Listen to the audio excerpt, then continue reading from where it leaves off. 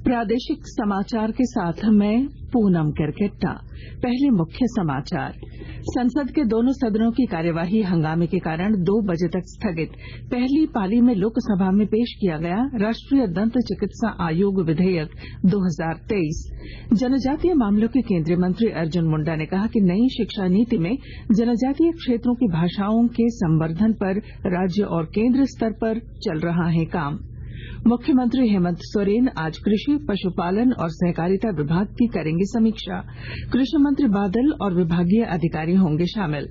और मौसम विभाग का पूर्वानुमान, राज्य में 29 जुलाई तक रुक रुक कर होगी बारिश। और अब समाचार विस्तार से। संसद के मानसून सत्र में आज पहली पाली में लोकसभा में राष्ट्रीय दंत चिकित्सा आयोग विधेयक 2023 पेश किया गया। हंगामे के कारण दोनों सदनों की कार्यवाही 2 बजे तक के लिए स्थगित कर दी गई।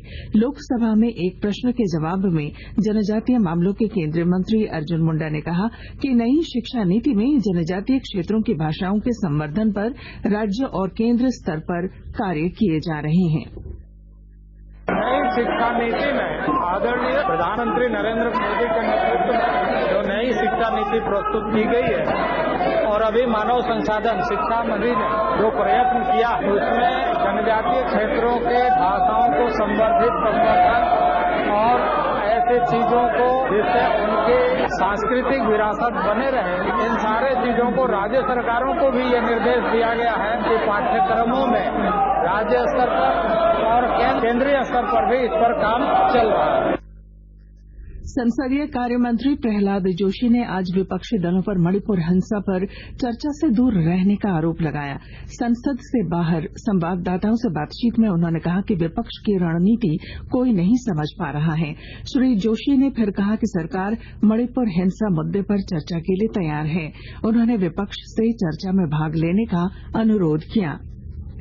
वित्त मंत्री निर्मला सीतारमण ने कहा है कि सरकार ने सभी बैंकों को निर्देश दिया है कि वे ऋण पुनर्भुगतान के मुद्दे को संवेदनशीलता और मानवीय भावना के साथ निपटाएं। आज लोकसभा में प्रश्नकाल के दौरान एक पूरक प्रश्न के जवाब में उन्होंने कहा कि उनकी जानकारी में आया है कि कुछ निजी और सार्वजनिक क्षेत्र के बैंक ऋण भुगतान के मामले में कड़ी कार्रवाई कर रहे हैं। वित्त मंत्री ने कहा कि रिजर्व बैंक की सलाह से ऐसे मामलों को मानवीय आधार पर निपटाने के बारे में बैंकों को निर्देश जारी कर दिए गए हैं। आयकर विभाग ने इनकम टैक्स रिटर्न फाइल करने की अंतिम तिथि 31 जुलाई निर्धारित की है। इस तिथि से पहले सभी करदाताओं से इनकम टैक्स रिटर्न फाइल करने की अपील की गई है।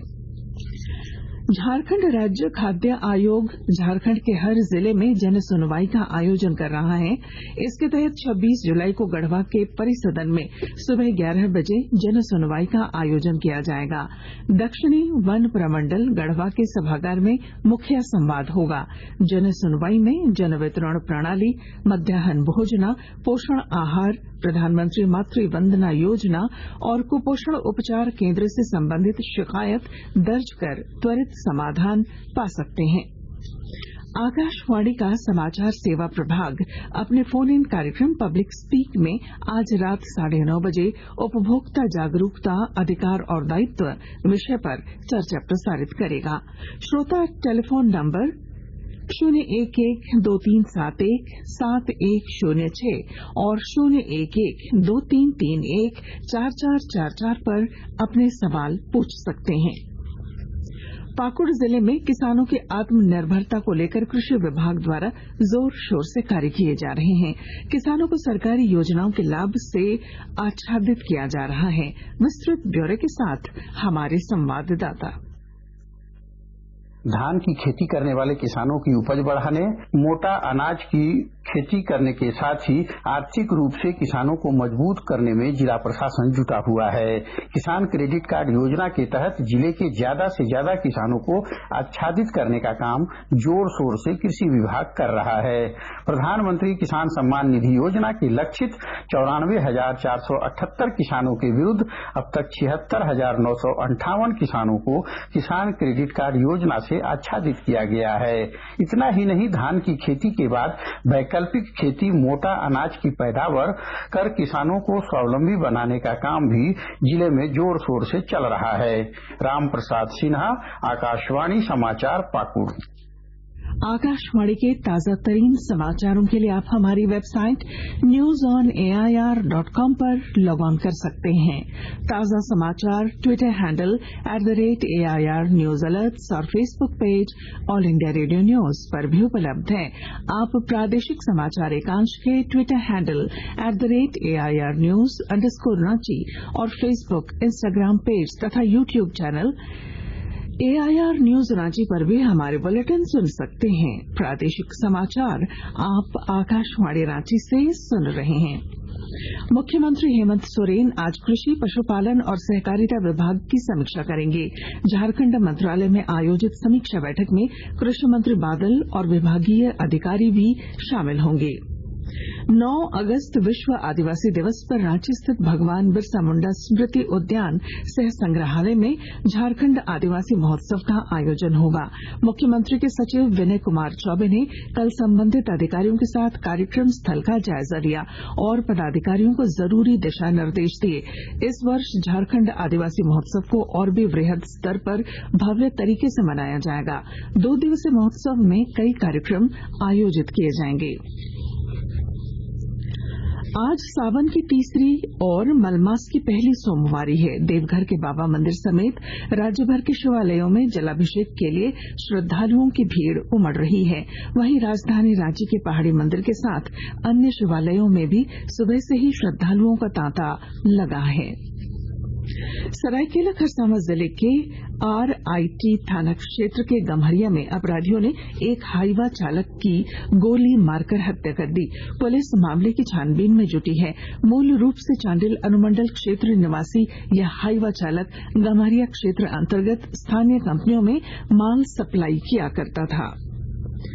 गोड्डा जिले में पुलिस ने छापेमारी कर मोटरसाइकिल चोरी करने और उसके पार्ट्स निकालकर बेचने वाले गिरोह का खुलासा किया है।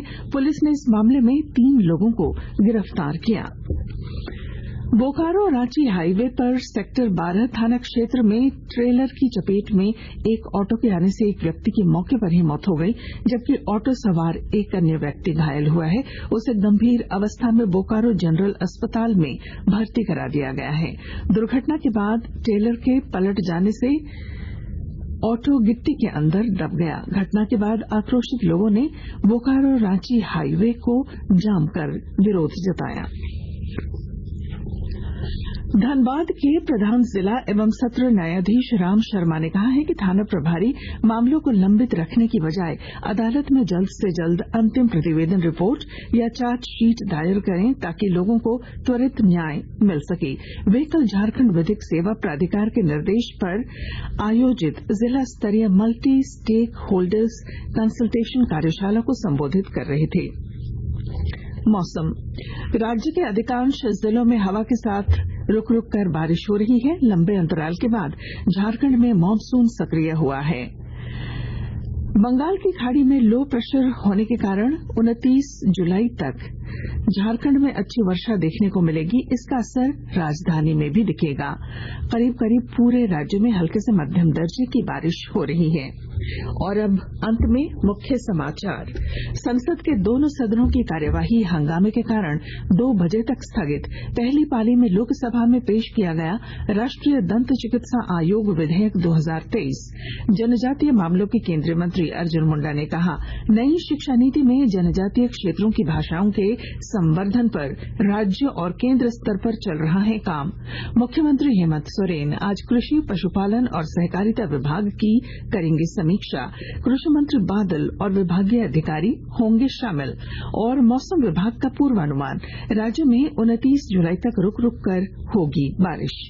और इसके साथ ही आकाशवाणी रांची से प्रादेशिक समाचार का ये बुलेटिन समाप्त हुआ। नमस्कार।